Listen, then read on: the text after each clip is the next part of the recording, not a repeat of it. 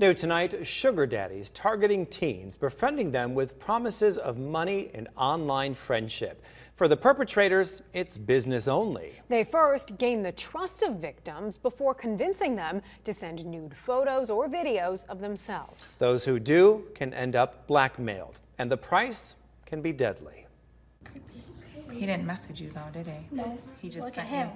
Scrolling through social media, a routine ritual for most 14-year-olds. I like just seeing what people post and about their lives and just what they're doing So he claims to be a model.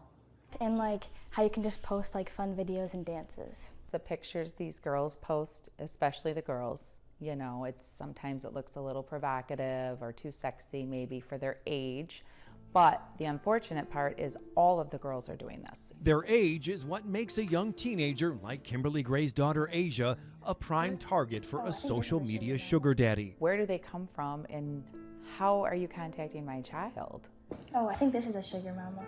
Asia has more than 100 messages from both men and women, all asking the same thing, for her to be their sugar baby, promising large sums of money for very little in return. They'll say that they just want a conversation and they don't want anything inappropriate from you, or they are not going to do anything to harm you. Some offer $1,000 a week or twice a week. Some offer 500. For children who maybe are in a circumstance where they don't have financial means, that's a real good trick. This is your blocked list? Yeah, that's a sugar daddy. That's a sugar mama. And I'll look at it and I'm like, oh my gosh, block that person right away.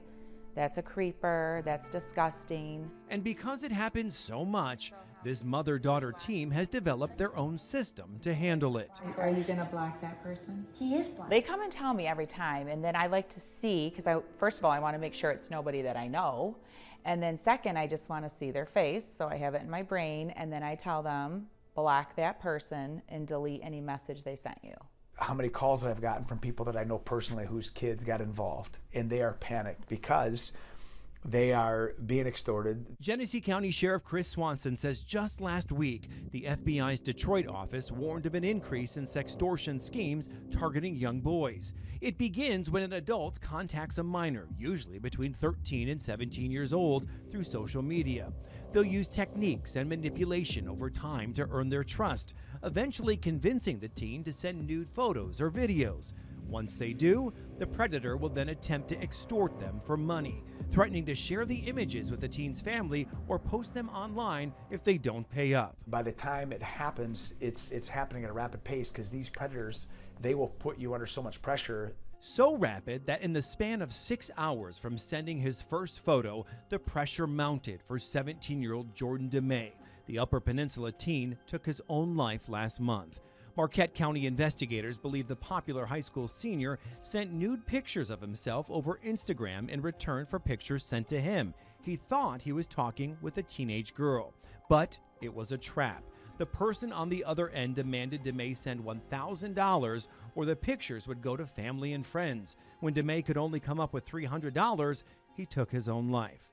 Hours after his death, the local sheriff says a friend of Jordan's received one of the compromising photos.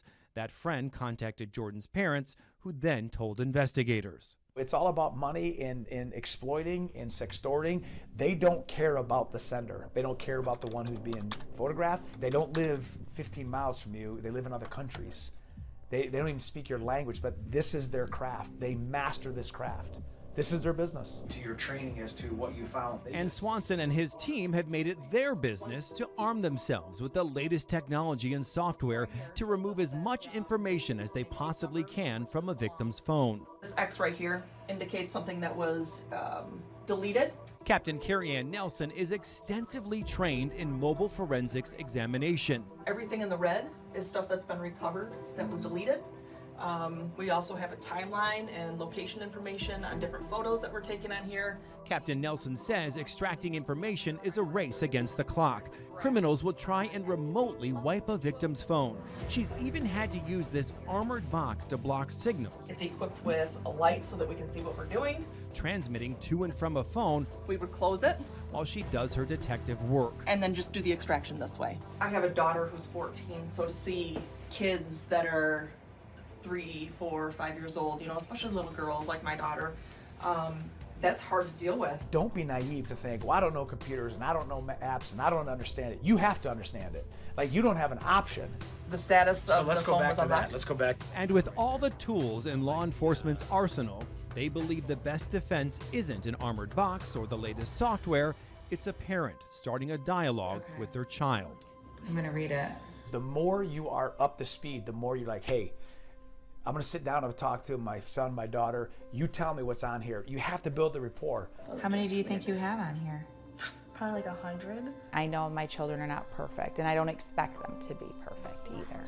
Knows I'm being honest and she can trust me, and like I can come to her if I need help or if I feel uncomfortable in like certain situations. I hope that parents can make their children feel comfortable enough to come to them so they don't fall victim to this ever.